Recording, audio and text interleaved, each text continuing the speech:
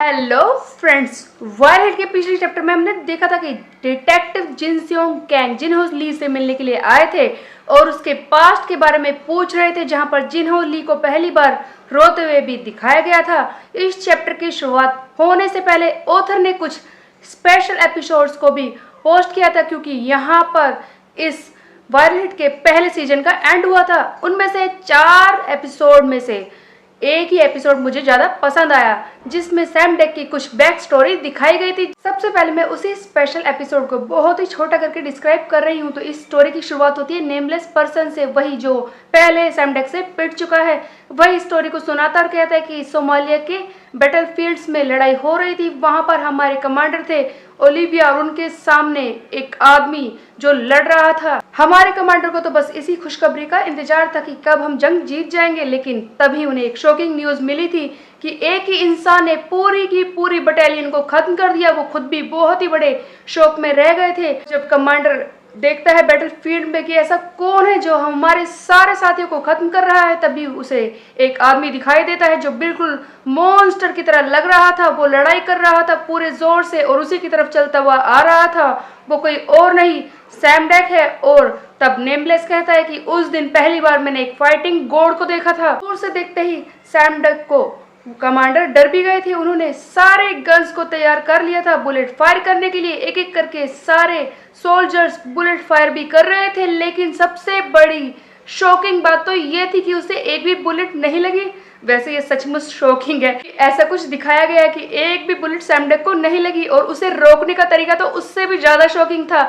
वो अपने फूंक के सारे बुलेट्स को रोक रहा था। ये तो सुपर ह्यूमन वाली बात हो गई। जब सैम डेक की फूंक से ही सारी बुलेट रुक जाती है, उसके बाद कमांडर खुद टैंक को आगे भेजता है। टैंक में से एक बारूद का गोला निकलता है जो सीधे सैम डेक की तरफ जाता है, लेकिन शॉकिंग बात तो यह है कि सैम डेक उसे अपने सर से रोक लेता है। और यहाँ पर हमें दिखाया जाता है how to get hit without pain. ये तो सबसे ही ज्यादा शॉकिंग था। और उसके बाद सैम डेक आगे बढ़ता है। बारूद के गोले को तो उसने रोक लिया था और अब बारी थी टैंक को खत्म करने की। फिर मारता है सैम डेक अपनी काफ किक, जिसकी वजह से पूरा का पूरा टैंक टूटकर बिखर जाता है, ब्लास्ट हो जाता है। और उसके बाद नेमलेस आगे बताता है कि टैंक को भी तोड़ने के बाद वो मेरे कमांडर की तरफ बढ़ा। पहली बार मैंने उसे देखा, 0.2 सेकंड में ही उसने सारे सोल्जर्स को खत्म कर दिया था जो बाकी रह गए थे। और फिर एक हाथ में हमारे कमांडर और दूसरे हाथ पर सारे सोल्जर्स को उठाकर वो अपने साथ लेकर गया था। ये सीन मैंने पहली बार देखा था। उसके बाद साउथ कोरिया हेडक्वार्टर का एक सीन दिखाया जाता है, जहां पर सैम डेक आ जाता है उन सारे सोल्जर्स को उठाकर। और तभी वहां पर एक आर्मी डॉक्टर भी होती है जो इन सब का ट्रीटमेंट करती है। सभी लोग सैम डेक को थैंक यू बोलते हैं। तभी हेडक्वार्टर से एक इन्फॉर्मेशन आती है, सैम डेक को अंदर बुलाया जाता है बात करने के लिए। तब दिखाई देता है कि सैम डेक से ज़्यादा लोग खुश नहीं है। उसने इतना अच्छा किया है, लेकिन फिर भी ये दुखी से लग रहे थे। जिस पर सैम डेक पूछता है कि तो आप लोग क्या चाहते हैं कि मैं क्या करूँ। तब इनमें से ब्रिगेडियर कहते हैं कि जो भी कुछ किया है वो काफ़ी इम्प्रेसिव है, तुम हमारे लिए काफ़ी कुछ कर रहे हो, लेकिन तुम्हें नहीं लगता कि तुम अपनी पावर्स का ज़्यादा ही शो ऑफ कर रहे हो। ये बाकी वर्ल्ड के लिए बहुत ही ज़्यादा अलग है।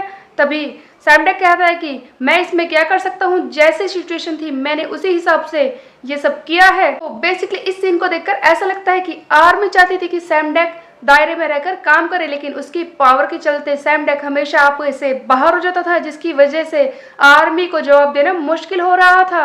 और वो लोग चाहते थे कि सैम डेक आर्मी से निकल जाए।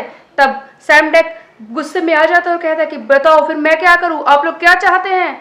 ब्रिगेडियर थोड़ी देर के लिए चुप हो जाते हैं, सभी लोग सोच में पड़ जाते हैं। सैम डेक फिर से चिल्लाता है कि बताओ मैं क्या करूं। तभी हम देखते हैं कि सैम डेक को आर्मी का लास्ट मिशन दिया जाता है, जहां पर उसे एक सोल्जर को बचाना है जिसका नाम है जिन चियोल, जिसे हमने देखा था मैनेजर किम में। उसका एक दोस्त है जिसे कहते हैं जिन चियोल पार्क, और वो काफी ज्यादा स्ट्रोंगर है, जो कि लड़ रहा था सोमालिया के बैटलफील्ड में लड़ रहा होता है। उसकी ट्रूप स्ट्रगल कर रही है और उसी को बचाने का लास्ट मिशन सैम डेक को दिया जाता है। और यह भी कहा जाता है कि इसके बाद वो आर्मी से जा सकता है। वैसे भी सैम डेक आर्मी की रिस्ट्रिक्शन से बहुत ही ज्यादा परेशान हो चुका था। वो आर्मी को छोड़ना चाहता था, इसीलिए ये लास्ट मिशन इसे दिया गया था ताकि सैम डेक जिन चोल पार्क को बचाकर यहाँ से निकल सके और फिर सैमडेक निकल जाता है जिन जियोल पार्क को बचाने के लिए। तो ये स्पेशल एपिसोड यहीं पर खत्म हो जाता है। उसके बाद होती है चैप्टर 135 की शुरुआत, जहां पर हमने लास्ट में देखा था कि डिटेक्टिव कैंग वो पूछते हैं जिनहो से कि तुमने अपने पेरेंट्स को क्यों मारा, जिसके जवाब में जिनहो ली कहता है कि मैं उनसे परेशान हो चुका था, वो बार बार मुझे डॉक्टर के पास ले जाया करते थे जबकि मैं उनसे कह रहा था कि मैं ठीक हूँ। डॉक्टर के पास जाने के बाद भी मैं ठीक ही था, लेकिन फिर भी वो मुझे बार बार परेशान कर रहे थे। इन सब बातों से मैं बहुत ही ज्यादा तंग आ चुका था और मैंने उनसे छुटकारा पाने के बारे में सोचा और फिर मैंने अपने घर में आग लगा दी ताकि मैं शांति से रह सकूं। तुम्हें क्या लगता है कि मैंने अपने पेरेंट्स को मारा? नहीं, वो तो बस एक एक्सीडेंट था। भला कोई अपने पेरेंट्स को मार सकता है? क्या तुम अपने बीवी बच्चों को मार सकते हो? तब डिटेक्टिव कैंग कहता है कि तुम मेरे बारे में नॉनसेंस बातें करने की कोशिश कर रहे हो, तुम मेरे परिवार को इसमें खींच रहे हो। तब जिनहो ली आगे कहता है कि तुम जानना चाहते थे ना कि मेरे पेरेंट्स क्यों मरे। मैं तुम्हें एक बात और बताना चाहता हूँ, अगर तुम्हारा ये ऑब्सेशन खत्म नहीं हुआ मेरे बारे में जानने का, मुझे पकड़ने का, तो एक दिन तुम भी मारे जाओगे। और ये डिटेक्टिव कैंग को धमकाने की कोशिश करता है, जिसके जवाब में कैंग कहता है कि क्या तुम्हें अपने आप से कुछ ज्यादा ही प्यार नहीं है, और ये कहकर वहां से उठकर चले जाते हैं। गाड़ी में बैठकर ये सोच रहे हैं कि तुम्हें अपने आप से कुछ ज्यादा ही प्यार है, तुम्हें लगता है कि तुम कुछ भी कर लोगे जिनहो ली, तुम्हें कोई पकड़ नहीं सकता। अगर ये आखिरी चीज भी हुई जो मैं कर सकता हूं तब भी मैं ये करूंगा, तुम देखते जाओ कि मैं क्या करने वाला हूं। उसके बाद एक और सीन दिखाया जाता है जहां पर हम देखते हैं असेंबलिन जू से, जो कि मिलने आया था जिनहो ली से। इसे किसी और ने नहीं, कमिश्नर जनरल ने ही मिलवाया था असेंबलिन जू से, और इस तरह से पहली मुलाकात हुई थी जिनहो ली की इनसे, जिससे कि असेंबलिन जू को रास्ता मिल गया था अपनी पॉलिटिकल करियर के लिए फंडिंग लेने का, और जिनहो ली अपने सारे गलत कामों को प्रोटेक्ट कर सकता था। उसके बाद जब असेंबलिन जू चले जाते हैं तब जिनहो ली कहता है कि कमिश्नर जनरल मुझे आपसे कुछ बात करनी है, आप यहीं पर रुक सकते हैं।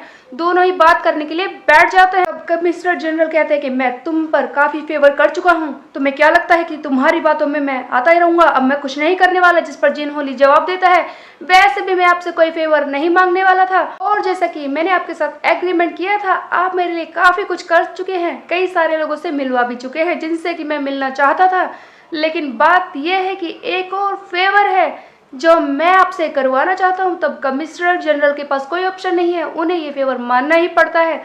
और तब यहाँ पर हम देखते हैं कि जिनहो ली कहता है कि आपको नहीं लगता कि इस स्टेट में बहुत सारे पुलिस वाले हो चुके हैं। यहीं से सीन को शिफ्ट किया जाता है डिटेक्टिव कैंग पर, जहां पर उनका साथी मिलने आता है। डिटेक्टिव कैंग ने ही इन्हें मिलने के लिए बुलाया है। तब वो साथी चंग हेन कहता है कि आपने मुझे यहाँ पर मिलने के लिए क्यों बुलाया है। तब कैंग बताते हैं कि मुझे एक बहुत ही ज़रूरी केस पर काम करना है, मुझे उसके लिए वारंट भी नहीं मिला है, तुम्हें मेरे साथ चलना होगा क्योंकि मुझे ऐसा लगता है कि मैं इससे अकेले डील नहीं कर पाऊंगा। तब चंग हेन डर जाता है और कहता है कि शायद मैं यहाँ पर नहीं आता। तब कैंग कहते हैं कि तुम मेरे साथ चलो, और तब चंग हेन कहता है कि बताओ ये केस क्या है। तब डिटेक्टिव कैंग कहता है कि मुझे एक बिल्डिंग के बारे में पता चला है जिसमें कुछ नेस्टी काम हो रहा है, हमें वहां पर जाना है और उन्हें रंगे हाथ पकड़ना है। इस बार मैं ये मौका नहीं खो सकता, भले ही मेरे पास वारंट ना हो लेकिन मुझे ये करना होगा। तभी हम देखते हैं कि चंग हेन खुद आगे आकर सीट पर बैठ जाता है और ड्राइव करने लगता है। कैंग कहता है कि मुझे टिप मिली थी और इसीलिए मुझे समझ में आ गया था कि ये न्यू इंटरनेशनल गैंग का ही एक प्लेस होगा जहां पर वो जिनहो ली भी इसके पीछे हो सकता है, मुझे उसे पकड़ना ही होगा। तब चंग हेन कहता है कि ओह फाइनली आपको मिल गया वो मौका जिनहो ली को पकड़ने का। तभी हम देखते हैं कि अचानक से फिर से डिटेक्टिव कैंग कहते हैं कि तुम अचानक से ड्राइव क्यों कर रहे हो और ये स्पीड तुमने इतनी ज्यादा तेज क्यों कर रखी है। हम देखते हैं कि पहले चंग हेन बात को घुमाने की कोशिश करता है और कहता है ओह कुछ भी नहीं, मैं तो बस आपकी गुड बुक्स में आने की कोशिश कर रहा हूँ, आखिरकार आपके साथ लड़ने का मौका कब मिलता है, और वैसे भी मैंने एक बार जो सोच लिया वो मैं करके ही रहता हूँ। ऐसा लगता है कि ये चंग हेन मन में कुछ और सोच रहा था। तभी ये अचानक से डिटेक्टिव को बताता है कि मुझे आपको मारने के लिए 1 बिलियन वॉन ऑफर किए गए हैं, मुझे ज्यादा कुछ करना नहीं है, सिर्फ आपको मारना है और थोड़े टाइम के लिए जेल में जाना है, मुझे 1 बिलियन वॉन मिल जाएंगे, ये काफी अच्छा ऑफर है ना। तभी डिटेक्टिव कैंग अचानक से हैरान हो जाते हैं और कहते हैं कि गाड़ी को रोको, तुम काफी तेज चला रहे हो, तुम ऐसा क्यों कर रहे हो? मुझे तो ऐसा लगा था कि तुम एक पुलिस वाले हो, लेकिन तुम मेरे साथ ऐसा कर रहे हो। लेकिन इससे पहले कि डिटेक्टिव कुछ और करते, गाड़ी में बहुत ही जोर से ब्रेक मारता है, जिसकी वजह से डिटेक्टिव बाहर जाकर गिरते हैं। इनकी हालत खराब हो जाती है, ये वहीं पर डेड हो जाते हैं। और तभी वहां पर जिन हो ली भी आता है, जो सामने खड़ा है और कहता है कि आप जानना चाहते थे ना कि मैंने अपने पेरेंट्स को क्यों मारा? डिटेक्टिव, मैंने आपसे पहले ही कहा था कि ऐसा मत कीजिए। ठीक है, मैं आपको इस बारे में बता ही देता हूँ। अब आपने मुझसे इतना प्यार किया, मैंने उन्हें क्यों मारा था पता है आपको? वो जानते थे कि मैं अलग हूँ। वो बार बार मुझसे यही कहते रहते थे, मुझे बार बार हॉस्पिटल ले जाया करते थे, जिन चीज़ों से मैं बहुत ही ज़्यादा तंग आ चुका था। फिर भी वो मान नहीं रहे थे और मैं हमेशा यही सोचा करता था कि कोई तो ऐसा रास्ता होगा जिसकी वजह से मुझे हॉस्पिटल ना जाना पड़े। और फिर मैंने प्लान बनाया नॉर्मल किड की तरह बिहेव करने का। अगर मैं नॉर्मल किड की तरह बिहेव करूंगा तो वो मेरे साथ ऐसा बिल्कुल भी नहीं करेंगे, लेकिन इसकी भी कोई श्योरिटी नहीं थी। वो बाद में भी मुझे हॉस्पिटल ले जा सकते थे, इसीलिए मैंने उन्हें हमेशा के लिए चुप करवाने के बारे में सोचा ताकि मुझे कोई परेशानी ना हो। और मैंने अपने घर में आग लगा दी। डिटेक्टिव कैंग, मैं जानता था कि आप किसी और आंसर की एक्सपेक्टेशन में बैठे थे, लेकिन यही सच है। मैंने बस उन्हें ऐसे ही मार दिया। और आप मुझसे क्या चाहते हैं? खैर, मैंने आपसे ये भी कहा था कि अगर आपका ऑब्सेशन खत्म नहीं हुआ मुझे पकड़ने का, तो आप भी एक दिन मारे जाएंगे। आखिरकार ऐसा ही हुआ है। तभी हम देखते हैं कि ये जिन हो ली फोन लगाता है कमिश्नर जनरल को और कहता है कि अपने कुछ पुलिस वालों को भेज दीजिए, यहाँ पर कुछ मैस फैल गया है, इसे आपको क्लियर कराना है। ये बात कर रहा था डिटेक्टिव कैंग की बॉडी की, जिसे क्लियर कराना था जिन हो ली को। उसके बाद जिन हो ली कहता है कि आप उस असेंबलिंग जू से भी कह दीजिए कि उसको भी मेरे लिए कुछ करना है और वो कुछ ऐसा करे कि लोग मुझे मरा हुआ समझे। आज के बाद जिन हो ली दुनिया के लिए मर चुका है। तो बेसिकली गाइस, जिन हो ली की आइडेंटिटी के बारे में कोई भी इसलिए नहीं जानता था क्योंकि इसने खुद को मरा हुआ साबित कर दिया था और 244 के नाम से ही ये रह रहा था। तभी एक और सीन दिखाया जाता है जहां पर जिन हो ली अपने बाकी साथियों से कहते हैं कि हमारा न्यू इंटरनेशनल गैंग शुरू हो चुका है, तुम लोग मेरे हमेशा साथ रहे हो और मैं तुम्हें कभी भी डिसअपॉइंट नहीं करूंगा अगर तुम आगे भी मेरे साथ रहोगे। और इस तरह से new international gang overseas travel करने लगा था। यहाँ पर वो डैनियल स्मिथ, मैंगलरी और बाकी सब साथियों से भी जुड़ चुका था जिसकी उसे जरूरत थी। और इसकी सारी ट्रूप ओवरसीज ट्रेवल करने लगी थी। और उसके बाद जिन हो ली ने कोरिया को छोड़ दिया था। नेक्स्ट सीन में जिन हो ली की वॉइस ओवर ही हमें आगे की स्टोरी बताती है, जहाँ पर वो कहता है कि मैंने काउंटलेस लोगों से मुलाकात की, लेकिन इनमें से कोई भी मुझे ह्यूमन नहीं लगा, जिन सबको मैंने मार दिया है। और उसके बाद मैंने काफ़ी दिनों तक इंतजार किया, मैं ऐसे ही ट्रैवल करता रहा और फिर मुझे एक ग्रेट डील मिली जिसका मुझे इंतजार भी नहीं था। एक दिन मेरे क्रू पर्सन ने मुझे आकर बताया कि बोर्ड पर कोई हमारे ही साथियों को मार रहा था। और जब मैंने उसे देखा, मैं देखकर ही हैरान रह गया था।